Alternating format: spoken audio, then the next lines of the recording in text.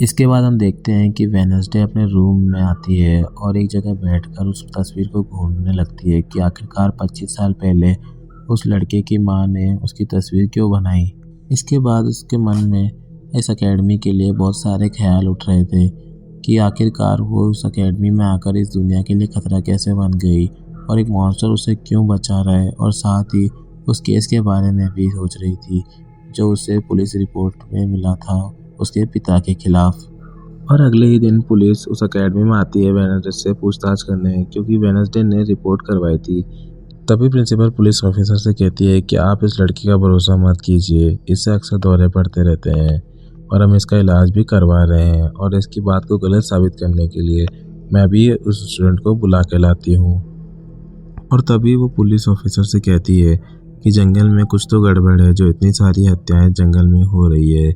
और उसी वक्त वो स्टूडेंट प्रिंसिपल के रूम में एंट्री लेता है और वेडनेसडे उसे देखकर हैरान हो जाती है, क्योंकि उसने कल ही उसे मरता हुआ देखा था और आज वो जिंदा है।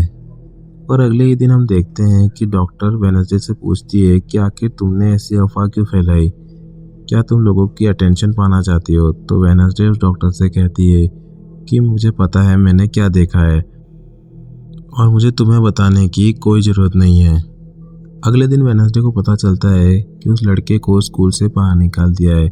तभी वेडनेसडे थिंग को उसके पीछे लगा देती है। उसके बाद प्रिंसिपल वेडनेसडे को अपना ऑफिस में बुलाती है और उससे कहती है कि तुम्हें स्कूल की कुछ एक्टिविटीज़ में हिस्सा लेना पड़ेगा। तो वेडनेसडे उस एक्टिविटीज़ में हिस्सा लेने के लिए जब जाती है तो उससे केवल वहाँ एक ही लड़का मिलता है जिसे वो अपना दोस्त बना लेती है, ताकि वह उसे अपनी अटेंडेंस पूरी करवा सके। जब थिंग उस लड़के का पीछा करता है तो उसे एक टॉयलेट में जाते हुए देखता है और वहाँ वो एक बुढ़े आदमी का रूप बदल लेता है। वो बुढ़ा आदमी आखिर कोई नहीं एकेडमी की प्रिंसिपल थी, और ये सारी बात जाके वे थिंग वेडनेसडे को बता देता है। और जब वेडनेसडे अपनी क्लास में जाती है तो जेवियर उससे कहता है कि तुम मेरे पास बैठ सकती हो। तो वेडनेसडे उसके इस प्रपोजल को एक्सेप्ट कर लेती है और उसके पास में जाकर बैठ जाती है। और उसके बाद जेवियर वेडनेसडे को इम्प्रेस करने के लिए अपनी पावर्स का इस्तेमाल करता है, लेकिन वेडनेसडे को कोई हैरानी नहीं होती। और उसके बाद शुरू होती है लड़कियों की महाभारत। फिर वेडनेसडे अपनी रूममेट इनिट को उसकी अगली क्लास में जाने के लिए कहती है, ताकि वह अकेले ही जंगल में जाकर उस लड़के की मौत के बारे में कुछ जानकारी इकट्ठा कर सके। जब वेडनेसडे जंगल की तलाशी लेने के लिए जाती है तो उसे वहाँ उस लड़के का टूटा हुआ चश्मा मिलता है। जैसे उस लड़के का चश्मा उठाती है तो उसे दिव्य दृष्टि आती है, जिसमें वह देखती है कि वो लड़का एक खुफिया लाइब्रेरी में खड़ा है और एक किताब को उड़ाता हुआ अपने हाथों में लेता है। फिर वेडनेसडे एकेडमी की लाइब्रेरी में जाकर उस किताब को ढूंढती है, लेकिन उसे वो किताब नहीं मिलती है।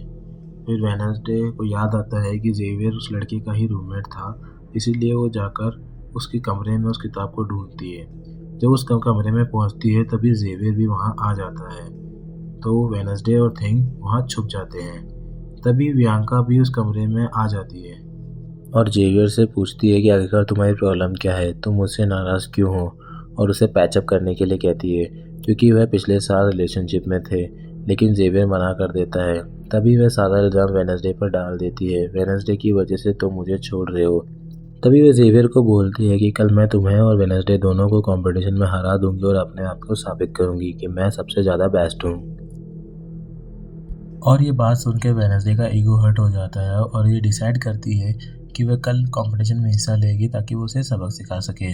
और उसके बाद वो रूम में जाकर इनिट से कंपटीशन में हिस्सा लेने के लिए कहती है।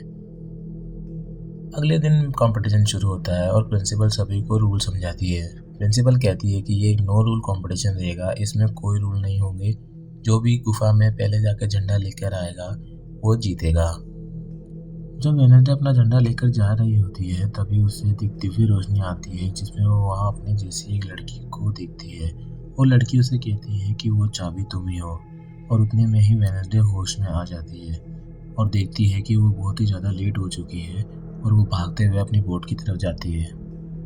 क्योंकि इनिट ने जोकर टीम की कश्ती पर छेद कर दिया था तो उनकी कश्ती डूब जाती है और जर्बली वेडनेसडे की बोट को धक्का देकर डुबाने की कोशिश करता है, लेकिन उसी वक्त थिंग उसे एक जोरदार मुक्का मारता है कि वो वहीं चित हो जाता है। उसके बाद वेडनेसडे बियांका की बोट पर छेद कर देती है, जिससे उसकी कश्ती भी डूब जाती है और फिर वेडनेसडे किनारे जाकर उस रेस को जीत जाते हैं।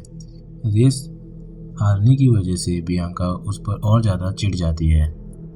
रात में वेडनेसडे एक स्टैचू के पास जाती है और उस स्टैचू के हाथ में एक किताब होती है जिस पर एक पहेली लिखी होती है। वेडनेसडे उस पहेली को सुलझा लेती है और 2 बार चुटकी बजाती है। और जैसे ही वो 2 बार चुटकी बजाती है तो एक रास्ता खुलता है जो कि एक खुफिया लाइब्रेरी तक जाता है। वो वहाँ देखती है कि उस लाइब्रेरी में उसके मम्मी पापा की फ़ोटो लगी है। तो वो उस फ़ोटो को देखकर चौंक जाती है और उसे वहाँ वो किताब भी मिल जाती है जो दिव्य रोशनी में उस लड़के के पास दिखती है। उतने में पीछे से उस पर आकर कोई हमला करता है और मुँह पर कपड़ा बाँध देता है।